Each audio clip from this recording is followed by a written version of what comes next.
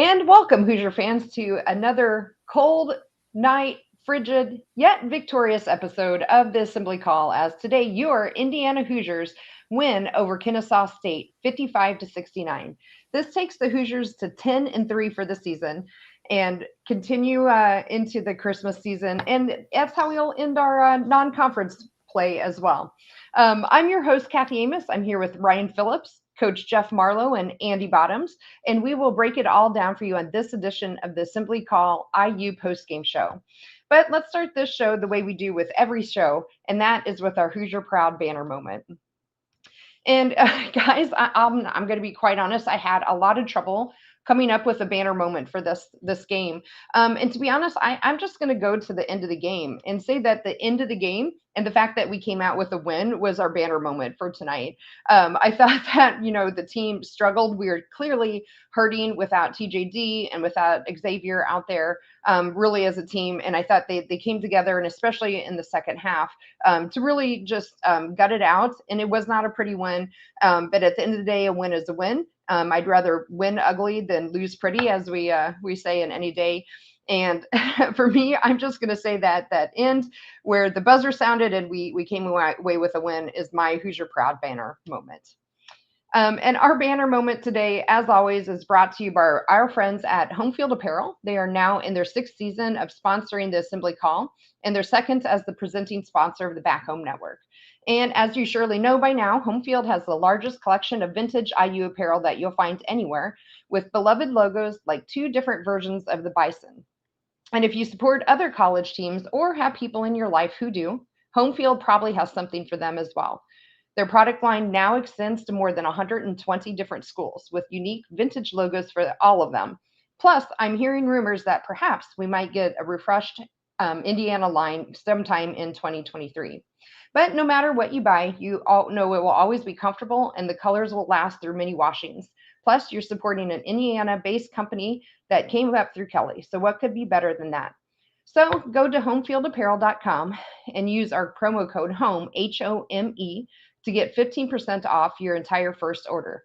Again, that promo code is HOME for 15% off. The website is homefieldapparel.com, and wear one for the team. Okay, now it is time to move the ball, find the open man, and get some opening thoughts from the rest of our team.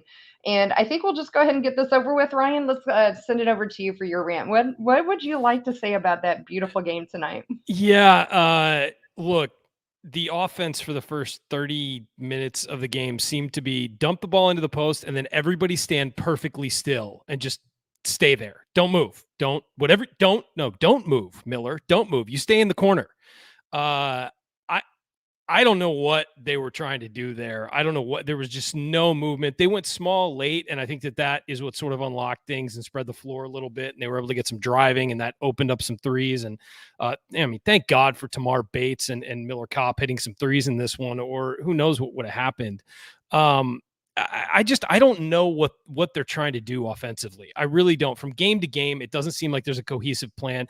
Defensively, this team, and they've done it since last year. Frankly, they've done it since the Archie Miller era, but they're so bad at closing out to three-point shooters. And it's, coming in, and Andy can talk about this because he knows Kennesaw State better just from knowing the scouting report. But, Andy, you're a bracketologist. You have to know everybody. I'm just going to assume. And you didn't have to shrug.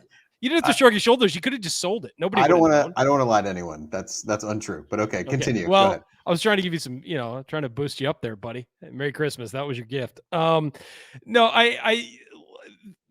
there's one thing they can do is shoot threes. And for some reason, Indiana continually overhelps, leaving guys wide open for most of the game, and got lucky that Kennesaw State didn't hit 50% from three because they were wide open looks for most of the night. Trey Galloway is an amazing on-ball defender. I know you love him, Coach Marlowe, but off the ball, he loves nothing more than to overhelp and leave his guy open in the corner for a three. And he did that consistently all night, and everybody else did too. And so, yeah, they finished it out. It was nice to see them go small. Tamar Bates, we'll talk about him, had a great game and is starting to look like the guy that we recruited. And, after an up and down freshman year because of, some personal stuff and all that, he's really starting to look great, and he's starting to consistently come through. And he was the guy tonight for Indiana. Made it, not only, led them in scoring, but made some huge buckets at key moments. And I think he's earned a spot in the starting lineup replacing Trey Galloway with this current setup. I think that's just, I love Trey coming off the bench with his energy. But anyway, I just don't know what was going on offensively. I really don't know what the goal of that offense is other than just ISO ball. Something needs to change. It needs to be better because that's not going to work in the Big Ten. We learned that last year when they tried to do this. It does not work in the Big Ten. It almost didn't work against Kennesaw State tonight. Something needs to be to improve there. Yeah, absolutely. And to your point, Ryan, I think we only led for about 3 minutes of that first half against Kennesaw State, who has something like the 200th worst defense in at least coming into this game. So I guess we'll help bolster that for them. But on that note, let's go ahead and kick it over to Jeff. What's your coach's corner for us tonight, Jeff? Well, I'm going to kind of piggyback off of the Ryan a little bit. I'm with Ryan. I'm to the point of what's the identity on the offensive end? And I thought we'd gotten away from that a little bit toward the end of last year with just simply dump and stand. The very first possession of the game tonight, we ran a set where we passed to the wing, did a kind of a little curl diagonal screen to run race into the post and dumped it in, but at least got movement into the offense, and that forced them to move and help. And we pitched it out for a wide open three that we missed. That was the last time I saw us run it. Why aren't we getting more of that? And I made this comment to a friend of mine tonight texting, and it's been one of mine that, and I'm not, what I'm saying isn't original. When I say the idea, I don't want anybody to think that I came up with this on my own. Ryan's made this comment, Coach made this comment. What's the identity on offensive end? And it can't just be a high ball screen and drive. We don't have that many downhill players. Coach, it can't be just throw it to your best player and hope he makes a play when Trace is in there. That can't be your identity. This is not the NBA, where you just give the ball. Here's LeBron James. Just give him the ball and let him do something. That doesn't work in college. And I don't think, and I agree with you, Ryan. I like Mike Woodson, but I thought there'd be more innovation, there'd be more imagination in the offense, especially in the second year where they had a full summer to work with the kids and to put some stuff in. And we just seemed to really stagnant. And at times I used the comment, we look bored tonight. So I just don't. And then defensively, I see what Trey's doing with the overhelp, but there are times when we can't guard the ball. And then we have to overhelp. So where's the defensive identity that was supposed to be the foundation? I'm really kind of just really frustrated. And I know a lot of people are. And I will say this. I said this on Twitter on the community the other day. Every good team has, a lot of good teams, not every, but a lot of good teams have parts of stretches of seasons like this where they got to get it figured out. Heck, 1981 had this kind of stretch. They were, where they had to struggle. They just had, we knew they had better talent than what they were showing on the floor. But they got to find it quick because Big Ten play, like Ryan said, is not going to be kind if it's just going to be stand and throw and or pitch it into the post and everybody stand around and we can't guard. Right. Yeah, I agree with that. A lot of that, Coach. I think that probably resonates with a lot of the folks listening and watching here tonight or later. Hey, they got 13 days to figure it out, I guess. But Andy, what's your bottom line for us tonight? Well, I appreciate you guys being on. This is a good chance for you guys who are doing the women's postgame show, when they just run opponents like this off the floor. This is a good chance for you to get, we're not used to doing shows like this. reps in a game situation where appreciate you guys being here. Always good to talk with you. But I think a lot of what you guys said is true. I think offensively, unimaginative is the word that I continue to use. And what's interesting, and Coach has talked about this, and you saw it tonight, they ran a great set play out of a baseline out of bounds after a media timeout, gets Tamar Bates a wide open shot. Why on earth would you not think of, you don't have to run that play, but like the motion and and kind of the decisions that you're making the defense to make in that scenario, why on earth would you not be doing that on every possession offensively? And they got into a little bit of that with, putting Race a little bit in the high post and running some more like middle ball screens and stuff like that. But it's like in that situation, you forced them to make a decision and got a wide open shot because there was motion and screening and whatever. And then any other normal possession that isn't out of a timeout on a baseline or a sideline out of bounds, like those elements they're not completely gone, but they're usually not there. And it's just staggering to me that you would, understand and acknowledge the importance of those things in out of bounds situations, but not acknowledge and focus on those things in regular half court offense. And then, defensively to to the point you guys made, I think the truth lies somewhere in the middle, right? I think there were times that we overhelped off of guys when we actually had the ball handler under control. I think, though, because of what Coach Marlowe said, where we often do not. And so the natural reaction is that. I mean, there were a couple times helped all the way down into the lane on guys who were totally controlled at that point. That was, I think, Trey did that once. Hood-Schifino did that once. And so just kind of a lack of identity on both ends of the floor. What I will say, in an effort to make this slightly more positive, is the play of Bates and Hood-Schifino in the second half was fantastic. They combined for 27 points, were 9 of 12 from the field, hit 4 threes between the two of them, and 5 of 6 from the free throw line. Those two guys really came into their own and made some huge plays there. I think Tamar continues to just blossom in his sophomore season. So, and I think that the ability to play him and Kopp at the same time, especially with X out, and we texted about this a little bit on our text exchange, like two guys who are really shooting the ball well is something that IU has longed for a while, that defenses really have to respect. So what he's done in recent games and the energy that he's brought, we can probably have conversations about who needs to be in the starting lineup. I know we talked about that on the Assembly Call Radio last night, but the bright spot for sure was the play of those guys and their playmaking and shot making in the second half. Yeah, absolutely.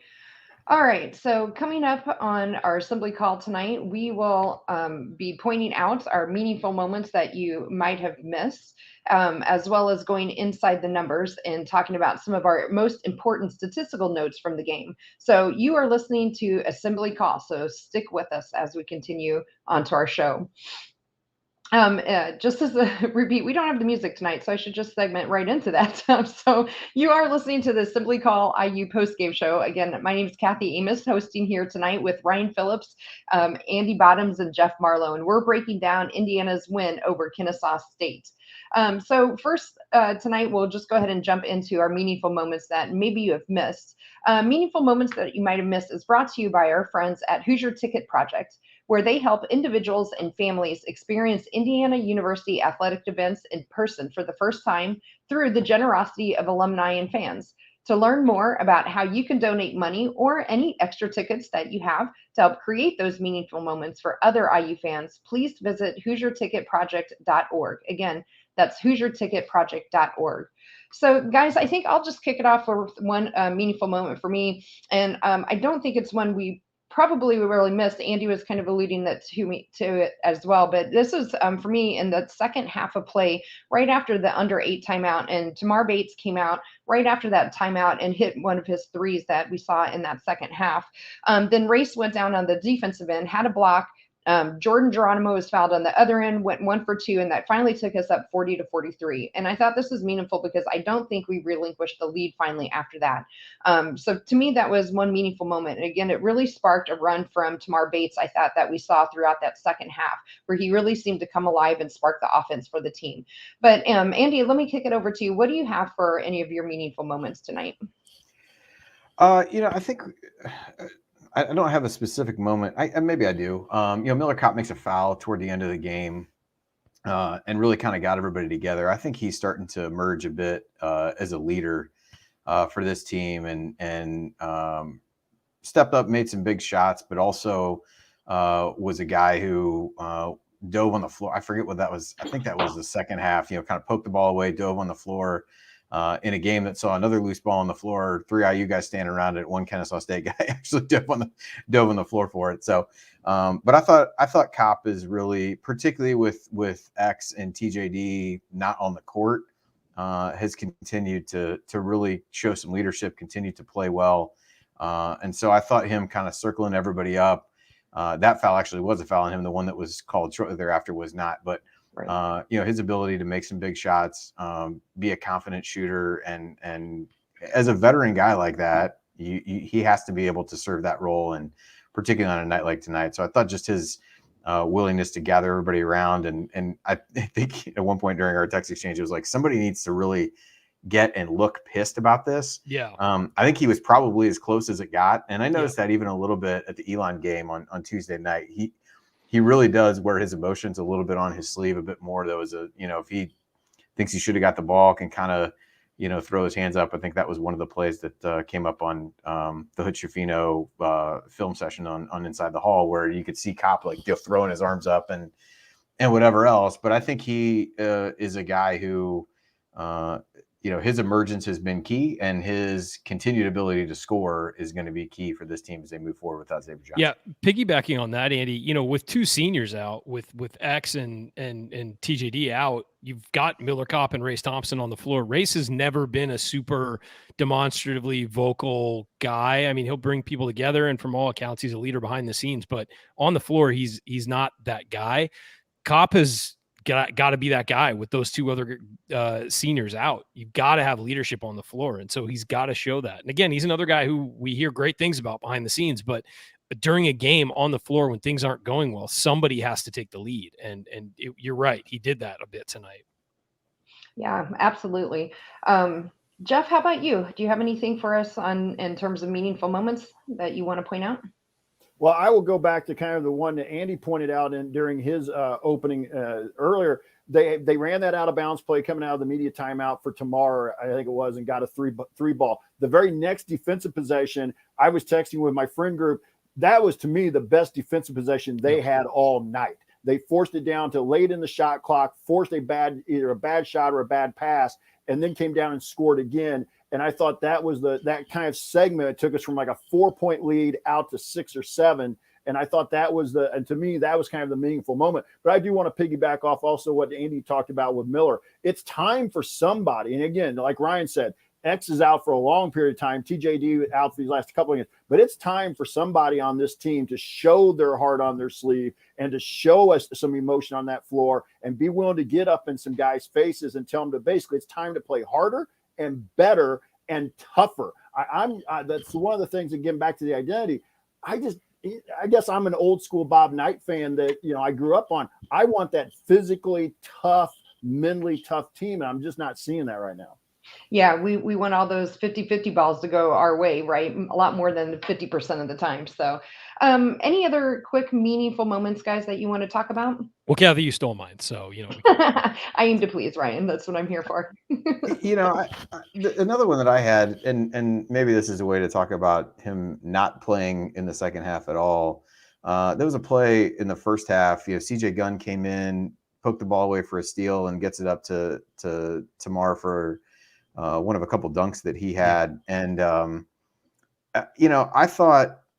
I think this was a game Mike Woodson probably assumed he'd be able to find more minutes for Duncombe and CJ Gunn. So did I.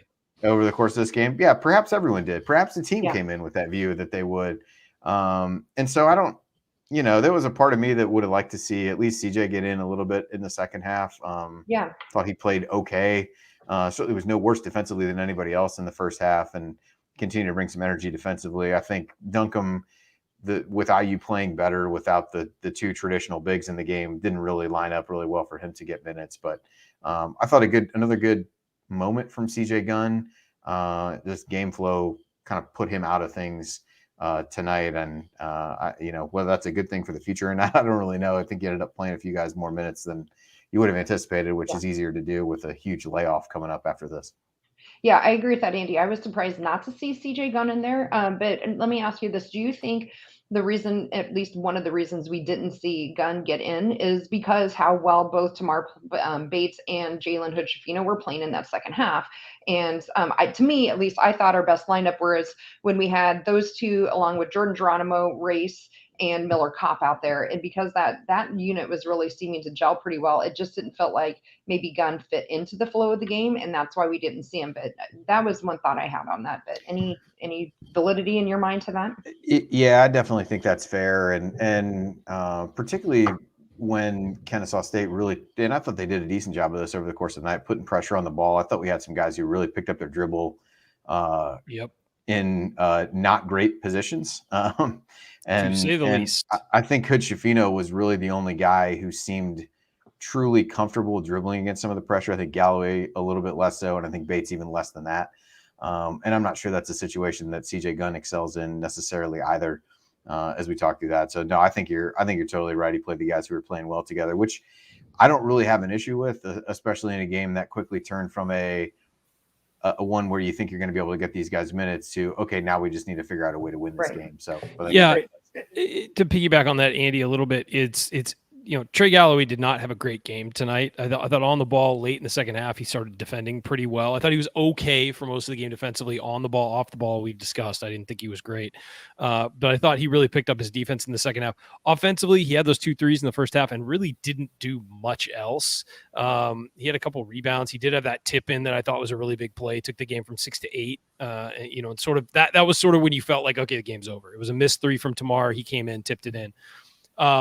But they have to have him on the floor if Hood-Schifino's not on the floor. And so because they need somebody to handle the ball and they don't have any depth in that area right now. So it was a necessity that he was out there over CJ Gunn. Whereas I agree, I would have liked to maybe see CJ work in if you're going to give Tamar Bates a rest, but there was no reason to give Tamar Bates a rest in the second half, for more than a minute or two.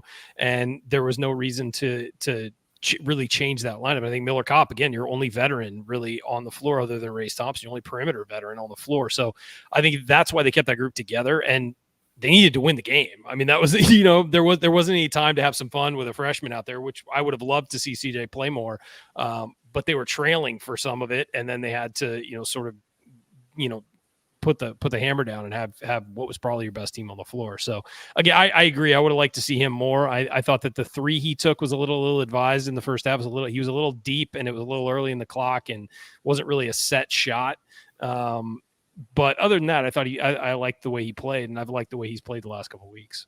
Yeah, I agree with that. I think we saw Jalen Hood-Schifino go out with that 3rd foul, and Kennesaw State immediately went on that 8-0 run when he came back in. But Coach Marlowe, sorry, you have a thought. Go for it. Well, and I think when you go back to whether it's Tamar Bates or whether it's CJ Gunn, I think at some point Mike Woodson has to make a decision about getting his best players on the floor just more often. And he right now, in his view, at least for me as a fan watching on TV, because I don't get to go to very many games live, it seems like if you aren't up to snuff defensively, he's not putting you out there. Well, hey, I love Steve Alford, and there were other guys through the Bob Knight era that couldn't guard a chair either, but they found he didn't stick them on the bench and leave them there. Tamar's got to find more time on the floor, especially when he's having a game like tonight. CJ Gunn had a good first 5, the 5-minute segment he played, I thought was a good segment. You can cover guys who aren't the best defensive players. We've had point guards that couldn't shoot before, but we kept them on the floor. And so I just think, that Coach Woodson needs to find a way to get some of his better talent on the floor and not fall back to this excuse that, they're not there where we want them to be defensively. Your best 5 defensive players aren't always going to be your best team. Again, I love defense as a coach, but you got to be able to score enough, and the offense has to have more variety to it. And Tamar Bates, at least in the last couple of games, has shown he deserves more minutes than he's been getting up through this part of the season. Yeah, I think those are all excellent points, Jeff. So, all right, guys, so how about this? Let's go ahead and transition to Inside the Numbers, and we can probably dive into some more storylines at the same time we start talking about those. But how about, Ryan, why don't we go to you? Is there a team or individual stat that you kind of want to start us off with? Yeah, Race Thompson didn't do much offensively tonight. 4 points, 2 of 7 from the field, 0 of 2 from 3, and 0 of 4 at the free throw. I'm sure he wants a lot of those back, but he had 14 rebounds. He controlled the boards, and I thought that his effort was excellent on both ends as far as that win. He did have the 1 offensive rebound, but I felt like he was battling for rebounds on the offensive end as well, even though he wasn't getting them. And I think that he really controlled things in the middle defensively, which is why it was so maddening that everybody was helping off on drives, because Race was back there, ready to swat shots, ready to get in the way. And, so it was a little disappointing that they were over helping, but that 14 rebounds for Race were huge. And, what's interesting also, only 24 points in the paint for Indiana, which means they scored more points outside the paint or from the free throw line than they did, outside the paint and free throw line combined than they did in the paint, which is different for Indiana. Yeah, I agree with that. And, of those rebounds, we ended up, out rebounding Kennesaw State 40-28. So, and obviously Race with 14 of those rebounds was an absolute good contributor to that. But how about for you, Coach Marlowe? What is a number, either individually or team, that you'd like to talk about with us tonight? I'm going to go to Jalen Hood-Schifino a little bit here, but I'm going to start with one number. We only had we had 5 offensive rebounds. And that to me was very, very weak on the offensive glass. But I do want to point out Jalen Hood-Schifino on a night when we struggled to shoot free throws, he was 5 for 6 at the line. So I thought at least Jalen Hood-Schifino was able to step up to the line and make some free throws. And I got some others we'll talk about when we get to game ball and hustle awards. Okay, sounds good. Yeah, you're absolutely right. We only shot 61.5% from free throw on 16 of 26 free throw shooting there. So definitely not a good night at the line for us as a team. But Hood-Schifino stepping up and doing 5 of 6 for us is definitely something to point out on the positive side. Andy, how about you? What kind of numbers do you like to talk about tonight? Yeah, I was going to talk about the interior players. Ryan touched on Race. I thought he the Elon game, they just didn't have the personnel. That was a game where he was just going to be able to overpower whoever was around him. And Kennesaw, they had a couple big guys they rotated in that were really able to hold their ground, push Race out a little bit further than he wanted to. And the way they doubled, I know they talked about on the broadcast, seemed to give him a little bit of trouble. And then not being able to make the free throws was just killer. One of the times he was real slow to make a move, put the ball on the floor too many times. The guard digs down, he loses it. The very next time he gets it, I think it was a nice entry from Bates that basically set him up to just go straight to the basket, gets fouled, misses both free throws. And, then I felt like, they struggled a little bit to even want him to get the ball in a position where he was going to get fouled. But he did a lot of things to facilitate some offense when they had him in that, high post. The high post worked really well. They got some layups for Hood-Schifino on that. He had a nice pass to Geronimo from there that I think got him sent to the line. In maybe the second half. And so, not huge issues there. I think Malik Renew continues to struggle though. 4 turnovers in 14 minutes.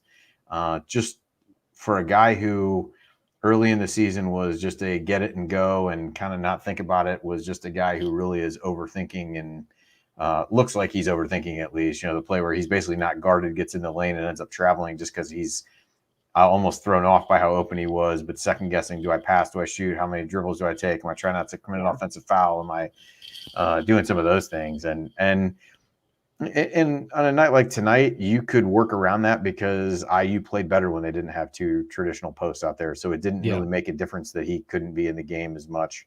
Some of these other Big Ten games, though, they're going to need him as they go and work through those things. And obviously these precautionary rests for Trace and the fact they've got almost 2 weeks off should get him back at better health by the time he comes back. But Renew it was another struggle of a game for him, and they really fed him early. I don't know if it was for the sole purpose of trying to get him going, but they gave him a lot of opportunities early, and he really struggled to finish inside and to make good decisions. They basically set him up like Trace early on and just threw him the ball in the post. And if you look at it, we were all really enamored with what he did early on. Since including the North Carolina game, since then, he's 2 points, 2 points, 4 points, 4 points, 6 points. He had 9 against Elon, which Andy said they just didn't have the personnel to keep up. But, he did that on 4 of 10 shooting. It wasn't like he dominated. And then tonight he had, 5 points in 14 minutes. So there's a guy who started off so hot and is really struggling. And it all started with that North Carolina game. That was the first time he really faced Baycott, who's a grown man. And since then, it feels like his confidence is just gone. Yeah. And, it's like he was reminded that he was a freshman and these guys are all intense, big dudes who are athletic and they're on his level, if not above it. And he's really struggled to figure it out since then. Hopefully, again, he's a freshman. You hit a wall. Sometimes you bounce back, but really tough to keep him on the floor right now, especially when, and Andy put this note, up that Jordan Geronimo is playing with really good energy right now. I mean, Geronimo had 13 minutes and Malik had 14. And quite frankly, it looked like Jordan was the better player tonight, just with his energy and his effort. He was getting to the line. He was, he's not hitting threes every time. It feels like every time he lines up for 3, he gets excited and shoots it long every single time. Jordan, calm down, take a breath, buddy. From the free throw line, when he misses, it's long. Calm down. Just take a breath, bud. You're good. Yeah. But he didn't put up big numbers, but his energy was there. He was in there making things happen. And he was active, very active defensively, very active offensively.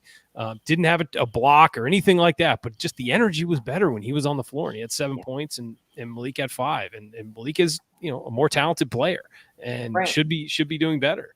I think it's just right now with Malik, it's hard to keep him on the floor for long stretches. There was a point in this game where I was thinking, I'd rather see Logan Duncombe out there than Malik right now. He's just lost, and at least Duncombe has more length and can go, do some things defensively. But yeah, I don't know what's going on. I think it's just a freshman wall a bit, and he's having to deal with the fact, unlike Jalen Hood-Schifino, who's big and strong for a guard, for a point guard, Malik's a little undersized height-wise for his position. He's a big enough guy, but he's just kind of getting bullied a little bit and needs to figure that out heading into Big Ten play. And I'll say this kind of the same lane. Malik reminds me of those kids that a few kids I had in high school over the years that once they lost a little bit of confidence, it just seemed like everything snowballed on them. They would make a mistake, then it would be another mistake, and then they're looking over at the coach like, are you going to pull me out, or what can I do there? And well, once you start kind of showing that where you've lost confidence, then coach kind of loses confidence in you too. And I can admit, even for me as a high school player back in the day, that was me my junior year, where I couldn't ever get in the flow. And so I know that look, and that's kind of what I see of Malik Renault right now, is he's kind of got that look like, oh man, I just made a mistake. I hope I don't make another one. Well, when you think that way, you end up making another one, and it just kind of compounds itself. Yeah, I agree with all of that, especially Renew. I was really hoping in this game in particular, well, really for any of our players on the bench, we'd get to see a little bit more. But for Renew in particular, who's actually not a bench player since he's technically starting right now, I was hoping to see him get more into the flow of the game and really get going. In terms of numbers, I don't have a whole lot to add to all the things that you guys have said, other than just to point out, I thought our assists were really low tonight. We only had 5 in the first half, 12 total for the game. And I think that goes back to a lot of the points I think, Ryan, you were making, where we were just standing around a lot. It was get the ball into the post and then stand there and see what he does. A lot of ISO ball. Yeah, it was. And it just wasn't good team offense basketball tonight. But I don't think there's a whole lot else to cover on Inside the Numbers. But is there, before we leave that segment, anything you guys want to mention before we move on? I think we're ready for the last segment. Well, not quite yet. Actually, coming up, we have to hand out our game balls and Hoosier Hustle awards first. So, well, I said we're ready for the last segment, which is our fun segment. We have a couple segments to go. So we're going to do game balls, Hoosier Hustle Award. We still have lingering questions, and then we'll just talk about some upcoming programming notes. So let's go ahead and talk about our Hoosier game ball moments. But first, for those of you listening, please make sure you go out to assemblycall.com and you can join our free newsletter there, as well as join our private community that you can have lots of great discussion both on men's basketball, but as well as other Indiana sports like women's basketball, soccer, baseball, all kinds of things. But I think we'll just go around here real quick and talk first about our game balls, which, by the way, is sponsored by our friends at Bloom Environmental, where Allie and James and the crew are helping folks in southern and south central Indiana maintain healthy air quality in their homes or businesses. You can learn more about their business at www.bloomenviro.com. That's bloomenviro.com. And if you mention this ad, you will actually get 23% off all of their testing services. That's 23% off in honor of TJD. So I think we'll go around just real quick and we'll talk about game balls. And why don't we go first to you, Coach? Andy had to drop off. So what do you have for us for your game ball? Well, and maybe I'm going to be the odd person out here tonight, but I was really going back and forth with this. So, but anyway, I went ahead and went with Tamar, the 19 points and picked up 2 rebounds and 2 assists. But I thought, Tamar really, he was really the focal point of the offense tonight. At least he made himself that way. So I thought Tamar was my game ball. Tamar? Okay. Awesome. Ryan, who do you have? Yeah, I'm going with Tamar also. It wasn't just the numbers, the 19 points, 2 assists, 2 rebounds in 31 minutes. It was that he hit those huge shots and he scored at key times and he really helped turn the game around. I think Jalen, helped finish it off with a lot of those free throws and some of his drives late, but Tamar kept them in this game and then was able to hit big shots as it went. So he's got mine easily. Yeah, absolutely. Actually, we're just going to make it pretty unanimous because I wrote down Tamar Bates for my game ball as well before the game actually even ended. So I think that's a pretty easy one for us to finish off here. So with that, our game balls for the season now are Malik Renew with 1, Jackson Davis with 6, which includes a deflated game ball for the Kansas game. Yeah. Xavier Johnson with 1. Tamar Bates is now up to 2. Miller Kopp has 1. Reese Thompson has 2. And honorable mention for a third of a game ball for the Kansas game to the officials and the fans, which, by the way, that means I have a third of a game ball because I was at that Kansas game. Yeah, thanks. So proud of you. I was proud of myself. I stayed through that whole game too. It was neat. All right. Well, now let's go ahead and move on. Unfortunately, I do not have the audio for our Hoosier Hustle Awards, so I won't be able to tell you and let you listen at all to Anthony Leal. But we'll just go ahead over to Hoosier Hustle. And Brian, since Coach went first on the game ball, why don't you give us your Hoosier Hustle vote here? I got it, Race Thompson. Those 14 rebounds were huge. He had 3 blocks and a steal. He played 38 minutes, which led the team by 6 minutes, and he was plus 14 on the night. I thought Race brought it consistently all night on the defensive end. He didn't do much offensively, but I really thought he was incredibly important on the back end of that defense and really controlled the boards after, Indiana struggled rebounding this year, and they did not tonight because of him. Yeah, absolutely. So good. What about you, Coach? Who do you have for your Hoosier Hustle Award? Well, I'm going to go with Jalen Hood-Schifino on the Hustle Award here. I get what Ryan's saying, but I thought that somewhere, Jalen's got to be on the topic of discussion here with 18 points. He was 1 of 1 from the 3-point line. He was 6 of 8. He's got to get more than 8 shots, by the way. 4 rebounds and 3 assists. So I'm going to go with Jalen Hood-Schifino here for my Hustle Award.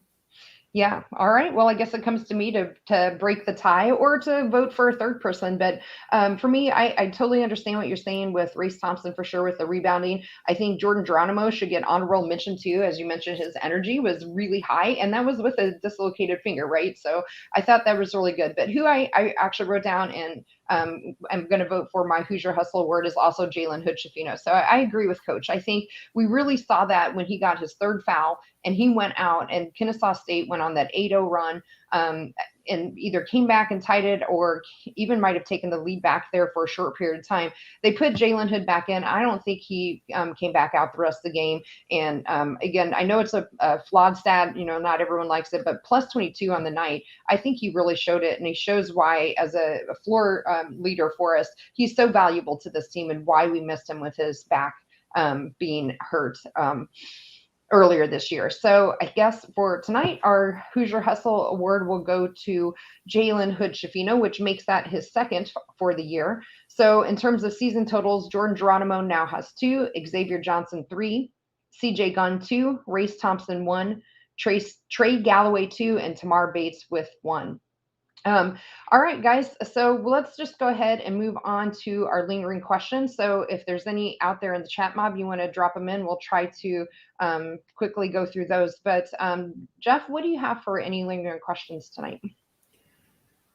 I'll go back to my kind of to beginning of the show. Can we, over these next 2 weeks of practice, and they're going to get some time off for a break, I'm sure, but can we find an identity? Can we finally determine who we are, especially on the offensive end, but also the defensive end? And I also say this, I may be a little overly critical here when TJD is not playing, because this defense becomes a totally different defensive team when he's there to play the back line. But even when he's been there, they have not been locked in like they were last year for the most part defensively. And this year they've really struggled at times with that, even when he's on the floor. I'd like to see us just find an identity. I'd like for us to find some offensive continuity. I'd like for us to find – can we find, I should say as a lingering question, can we find some continuity? Can we find some imagination over the next couple of weeks on the offensive end?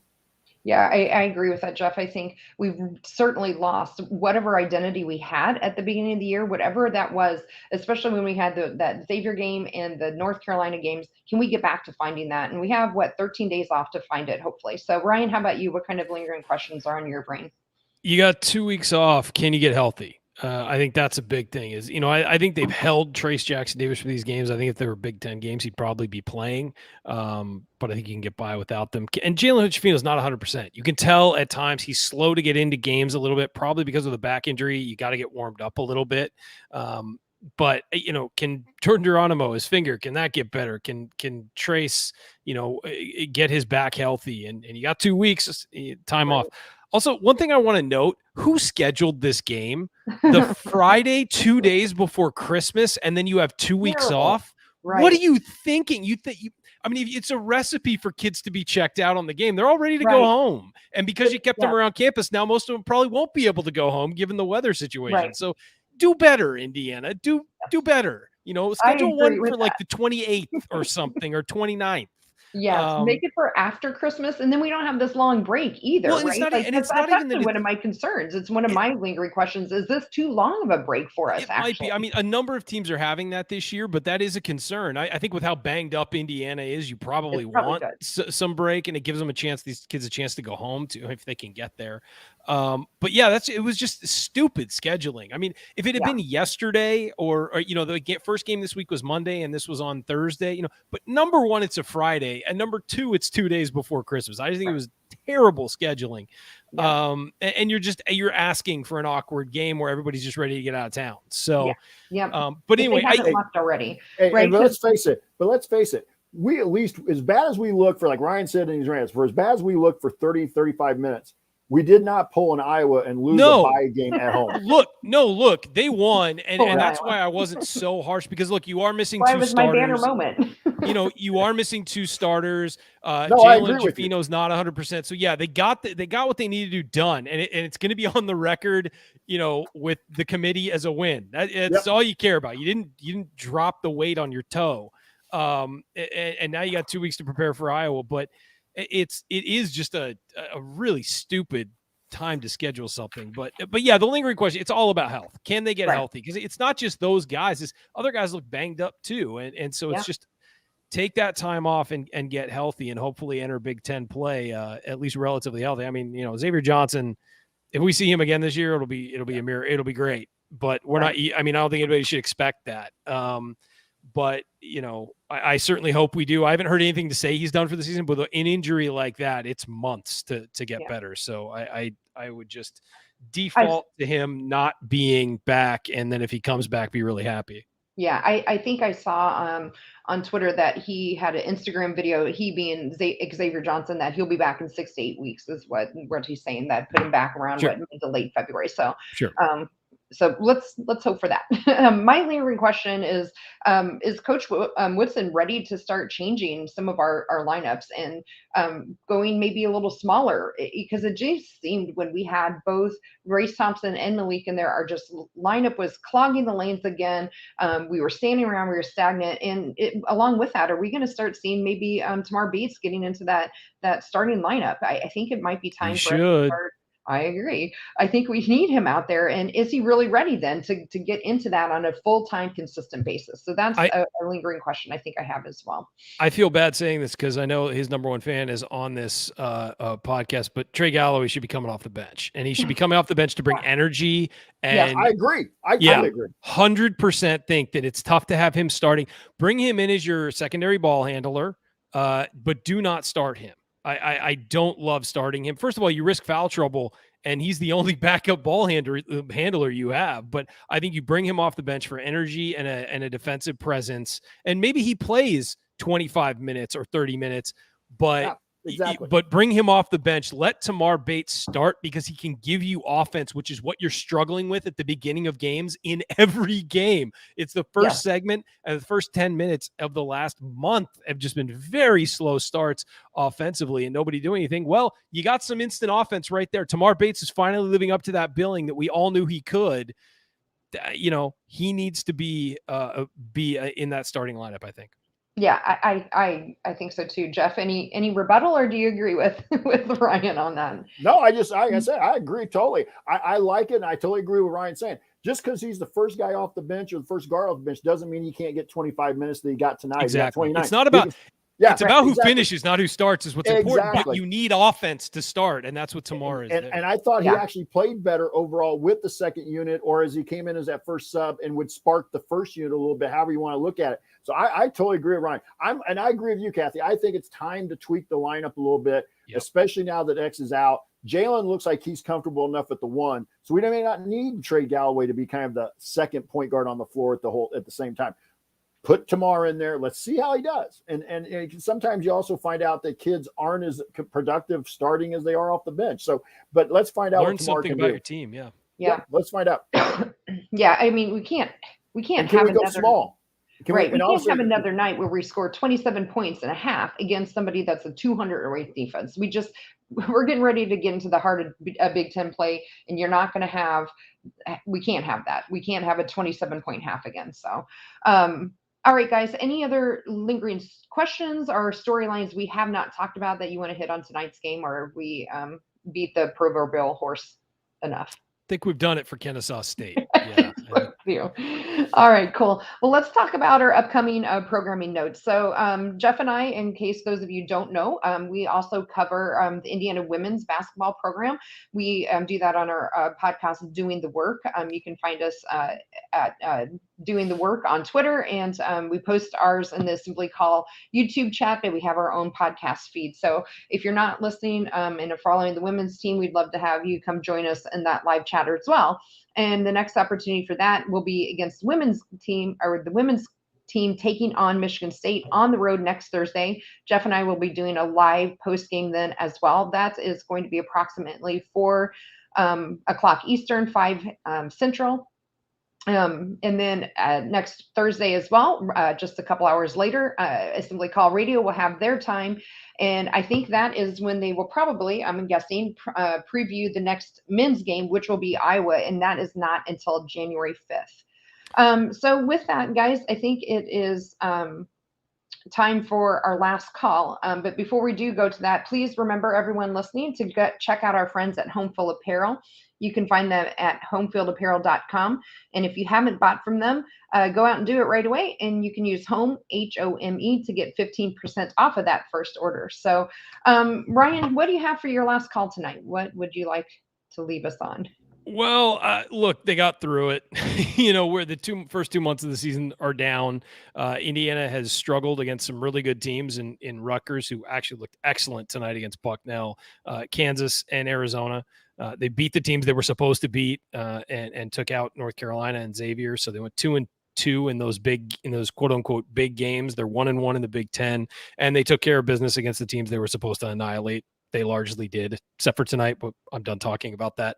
What I'll say is Indiana is a team that has flaws. And now with Xavier Johnson out for an extended period of time, those flaws need to get fixed. And it's on the leadership of this team. It's on the coaching staff. It's on everybody to figure out ways to make this team better. And there have been some disheartening signs over the last couple of weeks that maybe they don't have those answers. Now, they got 2 weeks to get this right. And you're going to enter Big Ten play. And you have a chance, with the way the Big Ten is this year, you have a chance to win it. I mean, it's a pretty wide open race, and you have a lot of talent, and you arguably have a guy who could be you have a guy who's going to be a first team All Big Ten player, a potential All-American, and you have the ability to do this. You have a star freshman. You've got some offensive guys off the bench. You've got some guys who can shoot. You've got this defense that's supposed to be among the best in the country. You have all of the elements, even without Xavier Johnson, to be a Big Ten champion. How do you build that over the next 2 weeks? Because you don't have it now. You got to start to build it. And so I'll just say that this team needs to go to work. They need to take this break and enjoy it, and then come back ready to work and figure out how to make this happen, because they can. It's all right in front of them, and they just have to be able to do it. So yeah, and on that note, happy holidays, everybody. I hope everybody has a great break. I hope if you're in the deep freeze across the country, stay warm. We know Coach Tonsoni's in the middle of that right now, struggling in his own house, freezing. So pray for Coach a little bit. But have a great holiday, everybody. We'll see you on the back end. Yeah, absolutely. Jeff, what kind of thoughts do you want to leave everybody with tonight? I'm going to kind of go along with Ryan's, and I guess it was being reported in the post game. Mike Woodson at least hinted that TJD may not be this may not have been a kind of game to game thing, that this may be a little bit more lingering with him. And so if that's true, these 2 weeks become even more important to figure out where they are and who they are. And I think also want to say happy holidays to Ryan as he gets out of here. But we've got to find an identity, whether it's with Trace or without Trace. And I really like the small ball aspect of it. And I know that'll make us vulnerable on the rebounding, but I just think it makes us a better offensive team. And so we got to find that in the next couple of weeks. And I think that's what the coaching staff is going to spend a lot of time trying to figure out. Yeah, I agree with all that. For sure. Happy holidays to everybody out there as well.